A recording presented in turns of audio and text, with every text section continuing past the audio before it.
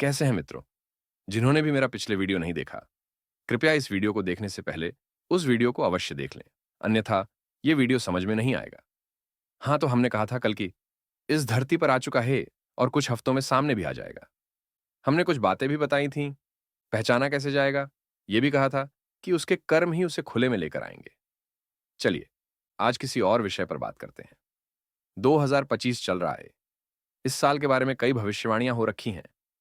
हम दूसरे महीने में पहुंच चुके हैं, पर अभी तक कल्कि का कहीं कोई सिग्नल नहीं है।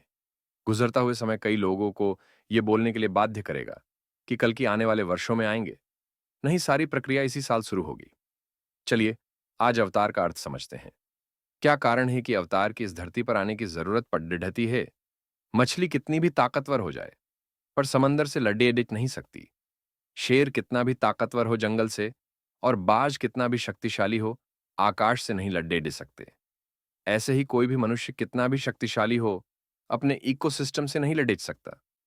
किसी भी मनुष्य के द्वारा किया गए कर्म उसका भाग्य लिखते हैं। इंसान बंधा हुआ है अपने भाग्य से। अब हम जिस इकोसिस्टम में जी रहे हैं, वो कलयुग है। कलयुग को खत्म करने के लिए आपको कलयुग से पावरफुल होना होगा, यानी कि मछली को समंदर से, शेर को जंगल से और बाज को आकाश से। आप अपने आसपास निगाह डालकर देखिए। कोई भी इंसान जो ईमानदार है, वसूलों पर चलने वाला है, आपको ताकतवर नहीं दिखाई देगा। ताकतवर वही है जिसने इस इकोसिस्टम यानी कि कलयुग से समझौता कर लिया है। ये सामान्य ज्ञान की बातें हैं, हिंदू धर्म को जानने वाले सब जानते हैं कि अब अति हो रही है। इसे विज्ञानम में एंट्रापी कहते हैं। इस धरती पर अच्छे इंसान, संत बागडोर संभाले रहते हैं धर्म की, पर जब अति हो जाती है और किसी से नहीं संभलती, तब वो ढूंढता है ऐसा शरीर जिसके द्वारा धर्म बचा रहे। पर क्योंकि हर इंसानी शरीर की प्रारब्ध में किए गए कर्मों के द्वारा अपने खुद के भाग्य से बंधा है, तो उसे जरूरत पड़ती है ऐसे शरीर की जिसके कर्म जीरो हो, इसलिए उसका भाग्य भी जीरो हो। हम इंसानों की नियति हमसे कार्य करवाती है। नियति है हमारा भाग्य जो हमने अपने कर्मों और नियत से लिखी है। अब सोचिए, जिसके पूर्व के ही कोई कर्म नहीं, उसका खुद का क्या भाग्य होगा? कौन उससे कार्य करवा रहा है? उस शरीर को वो खुद धारण कर लेता है और उसका भाग्य खुद लिख देता है। सामान्य ज्ञान की बात है, अगर मछली के शरीर में वो आया, तो मछली भी समंदर से शक्तिशाली होगी। जिस शेर के शरीर में वो आया, शेर भी जंगल से शक्तिशाली और बाज भी आकाश से। तो मित्रों, जिस इंसान के शरीर को वो धारण करेगा, क्या वो इंसानी शरीर कलयुग से पावरफुल नहीं होगा? चलिए, आपको धर्म का अर्थ बताते हैं आज। कई लोग धर्म का अर्थ अंग्रेजी का रिलीजन समझते हैं। दोस्तों, धर्म का अर्थ केवल एक है, वो करो जो सही हो, बस। हमारी संस्कृति में रिलीजन का कोई हिंदी शब्द नहीं है, पर रिलीजन क्या होता है, ये मैं आपको किसी और दिन बताऊंगा। अब भी वीडियो को ज्यादा लंबा नहीं करना चाहता। चलिए, अब माइथोलॉजी जो आजकल बहुत प्रसिद्ध हो रहा उसे समझते हैं। अंग्रेज भारत आए, उन्होंने हमारे पौराणिक शब्द को अपने अंग्रेजी के मिथ से जो डीएच दिया। मिथ का हिंदी अर्थ होता है झूठ, तो माइथोलॉजी का अर्थ होता है झूठ की पढ़ाई। इस तरह हमारी पौराणिक कहानियां बन गईं, हमारी ही भाषा में झूठ की पढ़ाई। मैंने कल्कि की आने की समय सीमा अपने पहले वीडियो से बहुत ज्यादा खींचकर 10 हफ्तों की दी है, तो अब रह गए होंगे 9 हफ्ते और कोई 5 दिन। इससे पहले कभी भी आ सकता है, पर इससे ज्यादा समय नहीं लेगा। मित्रों, मैंने पहले ही कहा, मेरे शब्द नहीं बदलेंगे। चलिए, मैं आपको ज्ञान देता रहूंगा तो आप बोर हो जाएंगे। अब फिर कल्कि पर आते हैं।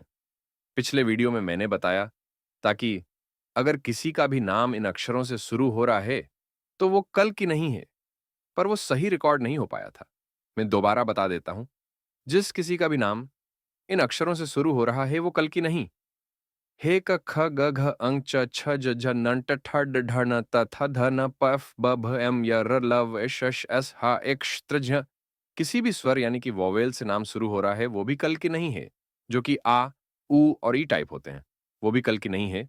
मैंने ये भी कहा था कि अगर किसी का जन्म स्थान, चलिए जन्म स्थान आपको सीधा सीधा बता ही देते हैं, काहे को वीडियो को लंबा करे। उसका जन्म स्थान के शहर का नाम हिंदी के ग अक्षर से शुरू है, पर वो अब वहां रहता नहीं है। उसने सालों पहले वो जगह छोड़ दीच दी है। मैंने आपको ये भी बताया था कि वो एक शिव मंदिर में रहता है। इस शिव मंदिर के बारे में आपको कुछ और बातें बता देता हूं। ये शिव मंदिर उसके पिताजी को भाइयों के बंटवारे में मिला था, यानी कि उनकी पैतृक संपत्ति है।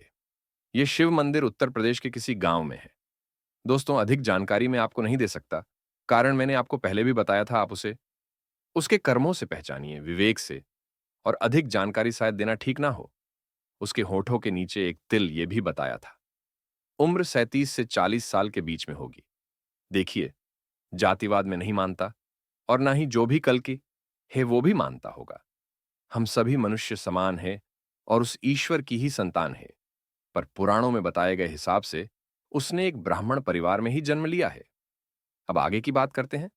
यह भी आपको बताया गया था कि कुछ हफ्तों में इस देश में एक कॉरपोरेट एंट्री पास होगी, और वो दुनिया की सबसे बड़ी कॉरपोरेट एंट्री होगी। वो एंट्री इसलिए खास होगी क्योंकि ना तो उसमें कोई साझेदार होगा, और ना ही वो किसी नामी और धनी परिवार से आए हुए आदमी के द्वारा होगी। मेरा काम बस इतना है कि उसके आने से पहले मैं उसके बारे में फैली मिथ्या बातें हटा दूं और दूसरी भ्रांतियां दूर कर पाऊं। चलिए, अब आगे की बातें समझते हैं। ईश्वर कौन है? गीता पढ़िए, तू मुझे जिस रूप में चाहेगा मैं तुझे उसी रूप में मिलूंगा। दोस्तों, आप भगवान को किसी दिव्य स्वरूप में, या वो आपसे बहुत दूर है, या उस तक पहुंचना बहुत कठिन है, ऐसे देखना बंद कीजिए। वो आपका अपना है, आप उसके अपने हो। आपको उससे बात करने के लिए और उसे आपसे बात करने के लिए किसी बीच के आदमी की जरूरत नहीं है। आप ही लोग हो जो ईश्वर को अपने से दूर कर देते हो। वो आपके अंदर है, काहे उसे हर जगह बाहर ढूंढते फिरते हो? कल्कि के बारे में मैं देख रहा हूं ऐसा बवंडर फैला रखा है। इस धरती पर हर आदमी एक मकसद लेकर पैदा हुआ है। हर आदमी खास है। आप लोग कल्कि को इसी तरह से क्यों नहीं ले पा रहे कि बस एक सामान्य आदमी एक मकसद के लिए पैदा हुआ है बस? क्यों इतना हाइप फैला दिया है आप लोगों ने? देखिए, ईश्वर तो आपके अंदर भी है ना, बस आप मोह माया में फंस गए।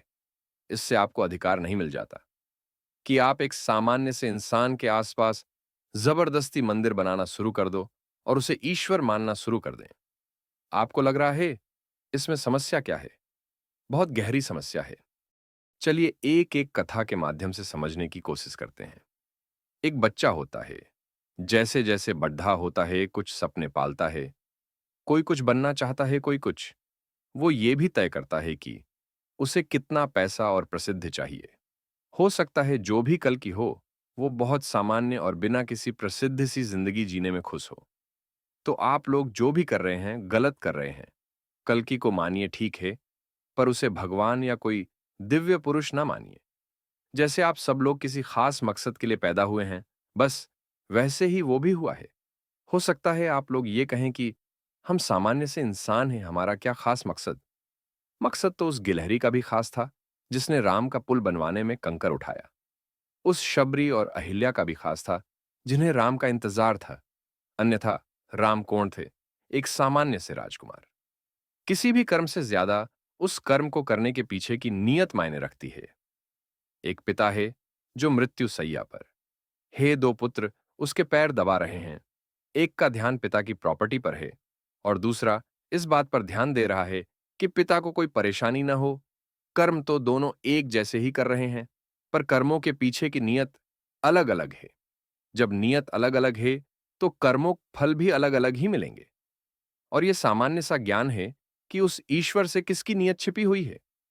मैं आपको जो भी बता रहा हूं, ये कोई बहुत कठिन ज्ञान नहीं है। सब साधारण सा ज्ञान है। आपने कई बार पढ़ा होगा, सुना होगा। कोई भी बात नई नहीं है। हो सकता है आप कहे कि जब इतनी ही सामान्य जिंदगी उसे चाहिए तो फिर जी क्यों नहीं लेता? हम सब अपने भाग्य से बंधे हैं। भोगना पड है, पड्ढेगा। उससे भागना कोई समाधान नहीं है। एक जल्लाद का कर्म है फांसी देना, उसका कर्म नहीं है कि वो सजा तय करे। न्यायाधीश का काम है मिले हुए साक्ष्यों के आधार पर फैसला देना। वो न्याय बेशक ना हो, पर वो न्यायाधीश का कर्म और धर्म है। ऐसे ही हर इंसान जो इस धरती पर आया है, सबका एक कर्म और धर्म है। हम उससे भाग नहीं सकते। ऐसे ही कल की भी नहीं भाग सकता। वो भी शायद शांति से आता और काम करके चला जाता। पर भविष्यवाणियां इतनी हो चुकी है, अब अगर वो आएगा तो उन भविष्यवाणियों से बच नहीं पाएगा। फिर 2025 जैसे जैसे गुजरेगा, लोगों का भरोसा टूटेगा। इसीलिए मुझे यहां लिखना पड़ डीडीएच रहा है। कुछ दिनों में एक कॉर्पोरेट एंट्री पास होगी, यानी कि व्यापारिक। व्यापार को व्यापार की तरह से ही लीजिएगा, उसमें आपको भगवान का नाम नहीं ढूंढना। आप कपड़े का मूल्य देते हो, आपको कपड़ा सही मिलना चाहिए। आप बस का टिकट लेते हो, आपको बस रास्ते पर पहुंचा देनी चाहिए। और ना ही मैं आप लोगों को उस व्यापार या बिजनेस का नाम यहां बताऊंगा। बस इतना कह रहा हूं कि वो कॉरपोरेट एंट्री कुछ ही दिनों में दुनिया की सबसे बड़ी एंट्री बन जाएगी। उस काम का ना तो कोई साझेदार होगा, ना उसके लिए कहीं से लोन लिया जाएगा, ना ही उसका एक भी शेयर मार्केट में बेचा जाएगा। वो काम इसी साल शुरू होकर दुनिया के 200 के आसपास देशों में पहुंच जाएगा। कोई तीसरा विश्व युद्ध नहीं होने जा रहा है। वो काम ही दुनिया का हर देश को अपने कंट्रोल में लेता जाएगा। पूरी प्रक्रिया शुरू से लेकर खत्म होने में 5 से 7 साल तक का समय लगेगा। यूं कहे कि इस साल शुरू होकर 2032 तक सब खत्म हो जाएगा। जिंदगी बहुत खूबसूरत है दोस्तों। पानी के बताशे भी बढ़िया होते हैं, और बस में खिदकी की खुली सीट भी जन्नत देती है। एक समोसा खाओ, आराम से खाओ, इस बार स्वाद लेकर खाओ। ये सोचकर खाओ कि कितनी जिंदगी आपाधापी में दौड़ते भागते गुजर दी। कल की भी यही सब कर रहा था। कोई योग साधना नहीं कर रहा था हिमालय पर। बाकी बातें करते हैं फुर्सत से।